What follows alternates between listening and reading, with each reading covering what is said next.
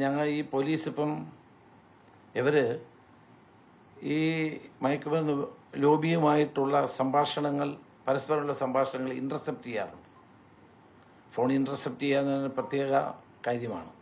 എല്ലാവരുടെയും ഫോണൊന്നും ഇന്റർസെപ്റ്റ് ചെയ്യാൻ കഴിയത്തില്ല. അതൊക്കെ തെറ്റായ ധാരണയാണ്.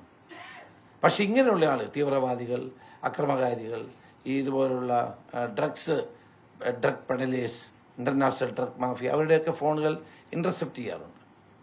ഇന്റർസെപ്റ്റ് ചെയ്യുമ്പോൾ കിട്ടുന്ന മെസ്സേജ് ഇങ്ങനെയാണ്: ഇപ്പോൾ ഒരു പുതിയ ഗവൺമെന്റ് വന്നിരിക്കുകയാണ്, അപ്പോൾ ആദ്യം ഇവരൊക്കെ ഇതൊക്കെ ചെയ്യും, ഒരു ആരംഭ ശൂരത്വമാണ്, കുറച്ച് ദിവസം നിൽക്കും, അതുകൊണ്ട് പേടിക്കണ്ട, ഇപ്പം നിങ്ങൾ സെല്ലിംഗ് എല്ലാം നിർത്തിവെക്കുക, വിതരണം വേണ്ട, ഞങ്ങൾ പറയുന്ന സമയത്ത് മതി, ഇതൊരു താൽക്കാലിക പ്രതിഭാസമാണ് എന്ന് പറഞ്ഞാണ് ഇപ്പോൾ ഈ ഡ്രഗ് മാഫിയ കേരളത്തിൽ പ്രവർത്തിക്കുന്നത്.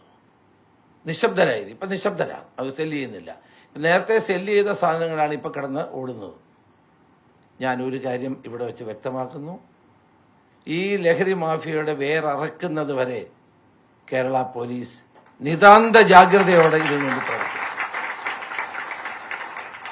അതിനുവേണ്ടി ഞങ്ങൾ സംവിധാനം ഉണ്ടാക്കുന്നുണ്ട്. ആ സംവിധാനം ഒരു IG-യുടെ നേതൃത്വത്തിൽ, ഇപ്പം ഞങ്ങൾ പുട്ട വിമലാദിത്യ എന്ന് പറയുന്ന IPS ഉദ്യോഗസ്ഥനാണ് ഇതിന്റെ നോഡൽ ഓഫീസർ. താഴേക്ക് ജില്ലാതലങ്ങളിൽ ഓൾറെഡി ഉള്ളതാണ്, നർക്കോട്ടിക് DYSP ഒക്കെ ഉള്ളതാണ്. പക്ഷെ അവർക്ക് മോട്ടിവേഷൻ ഇല്ലാത്തതുകൊണ്ട്, ഒരു പ്രവർത്തനത്തിനുള്ള രൂപമില്ലാത്തത് കൊണ്ട് അവർ പ്രവർത്തിക്കുക, അവരുടെ കുറ്റമൊന്നുമല്ല.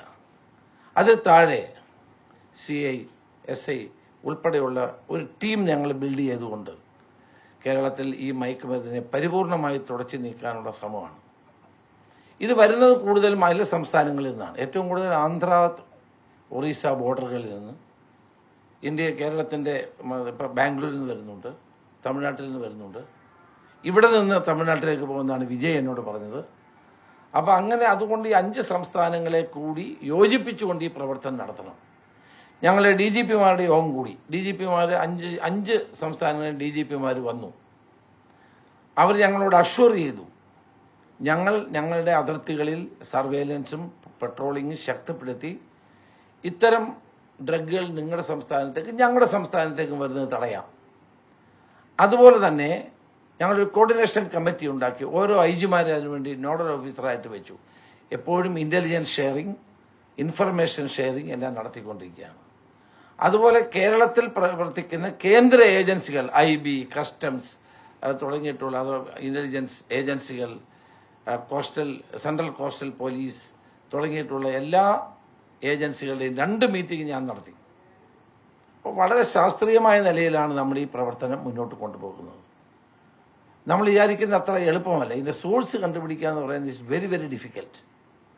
സോഴ്സ് കണ്ടുപിടിച്ചില്ലെങ്കിൽ കാര്യമില്ല. ഇപ്പം ഇടുക്കി കഞ്ചാവിനാണ് ലോകത്തെ ഏറ്റവും വലിയ പ്രശ്നം. പക്ഷേ ഇടുക്കിയിൽ ഒരു പ്ലാന്റ് പോലും ഇല്ല, ഒരു ചെടി പോലും ഇല്ല ഇടുക്കിയിൽ. ഇടുക്കിയുടെ പേരിലാണ് ഏറ്റവും ബ്രാൻഡ് ഇടുക്കി കഞ്ചാവ് എന്നാണ്.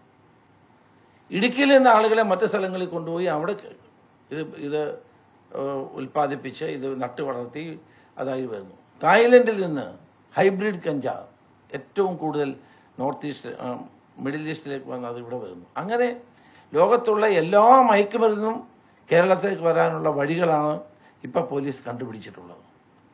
കൂടുതൽ വിശദീകരിക്കുന്നത് പോലീസിന്റെ പ്രവർത്തനത്തിന് ഗുണകരമല്ലാത്തത് കൊണ്ട് ഞാൻ അങ്ങോട്ട് പോകുന്നില്ല. അപ്പം നമ്മുടെ ലക്ഷ്യം എന്താണ്? ഒരു ഡ്രഗ് ഫ്രീ സ്റ്റേറ്റായി കേരളത്തെ മാറ്റുക.